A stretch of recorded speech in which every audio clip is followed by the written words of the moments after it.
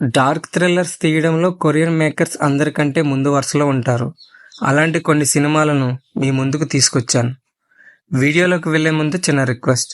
ఈ వీడియో ఎక్కువ మందికి రీచ్ అవ్వాలంటే మీరిచ్చే సపోర్ట్ చాలా అవసరం. Please like and share this video. వీడియోని లాస్ట్ వరకు చూడండి please. Welcome to our channel.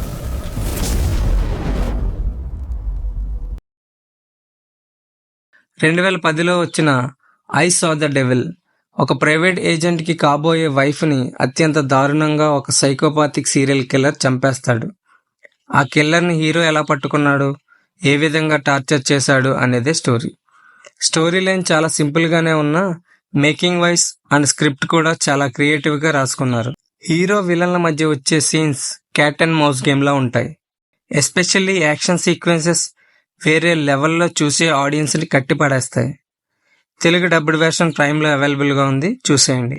అదే ఇయర్లో వచ్చిన బెడ్ ఈవిల్డ్. హేవోన్ సియోల్ అనే అమ్మాయి బ్యాంక్లో వర్క్ చేస్తూ బిజీ లైఫ్ గడుపుతుంది.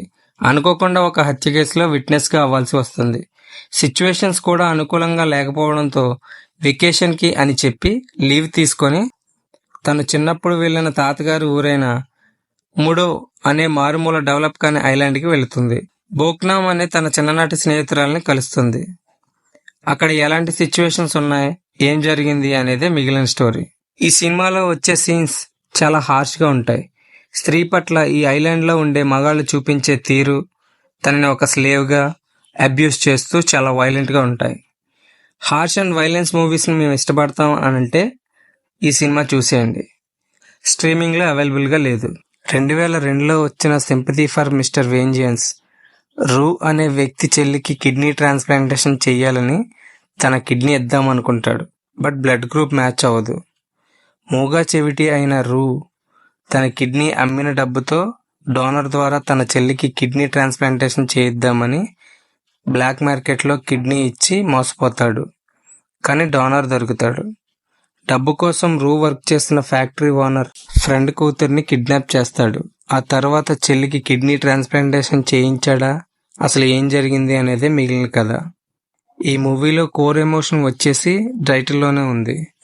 ఇందులో ఈ క్యారెక్టర్కి కనెక్ట్ అయితే వచ్చే ప్రతి సీన్ మీకు నచ్చుతుంది. అండ్ క్లైమాక్స్లో వచ్చే సీన్స్ మాత్రం మన గుండెల్ని పిండేస్తాయి.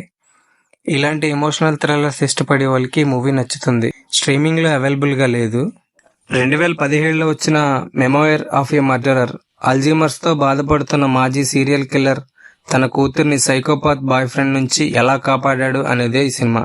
స్టోరీ ప్లాట్ చాలా చిన్నగానే ఉన్నా పాస్ట్ అండ్ ప్రెజెంట్ సిచ్యువేషన్స్లో వచ్చే కన్ఫ్యూజింగ్ సీన్స్ బాగుంటాయి.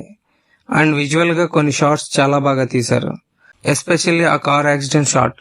సైకోపాత్ సీరియల్ కిల్లింగ్ థ్రిల్లర్స్ని ఇష్టపడే వారికి డిఫరెంట్ ఎక్స్పీరియన్స్ ఇస్తుంది.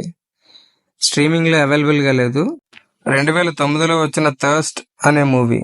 సాంగ్యూ అనే క్యాథలిక్ ప్రైస్ట్ ఇమాన్యుయల్ అనే వైరస్కి వ్యాక్సిన్ ఎక్స్పెరిమెంట్ కోసం వాలంటీర్గా వెళ్తాడు.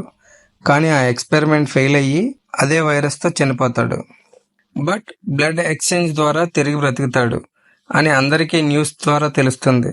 తను మృత్యుంజయుడని వైరస్ సోకిన అందరూ అతన్ని మొక్కుతారు. ఇలా జబ్బుతో ఉన్న ఫ్రెండ్ ఇంటికి వీక్లీ ఒక్కసారైనా రావాలని కోరడంతో ఇంటికి వెళ్తాడు. ఆ తర్వాత ఏం జరిగింది అనేది మిగిలిన కథ. ఈ మూవీ గురించి చెప్పాలంటే short making, excellent visuals and కొన్ని సీన్స్ చూస్తే హౌ దే ఆర్ మేకింగ్ అన్నట్లుగా ఉంటాయి. ఇందులో కొన్ని 18+ కంటెంట్ సీన్స్ ఉంటాయి. వాటిని స్కిప్ చేస్తే మాత్రం ఇదొక brilliant writing and well executed movie. 18+ content, engaging థ్రిల్లర్స్ని ఇష్టపడే వారి కోసం మాత్రమే ఈ సినిమా. స్ట్రీమింగ్లో అవైలబుల్గా లేదు. అండ్ లాస్ట్ 2016లో వచ్చిన ది హ్యాండ్ మెయిడెన్. 1930s బ్యాక్డ్రాప్లో వచ్చిన ఒక అమ్మాయి కంట్రీ సైడ్ ఎస్టేట్లో ఉంటున్న జపనీస్ హైరస్కి హ్యాండ్ మెయిడెన్గా వెళ్తుంది. అక్కడ పరిస్థితులు ఎలా ఉన్నాయి, ఆ తర్వాత ఏం జరిగింది అనేదే మిగిలిన కథ.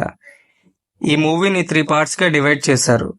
3 పార్ట్స్ అనగానే 3 సినిమాలు అనుకోకండి, ఒక సినిమానే.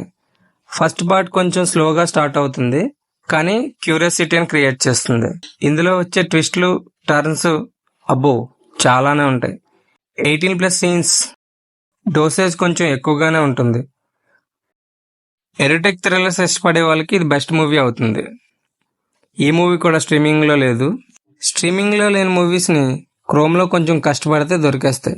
సినిమాలకు సంబంధించి మీకు ఎలాంటి వీడియోలు కావాలో కామెంట్ చేయండి.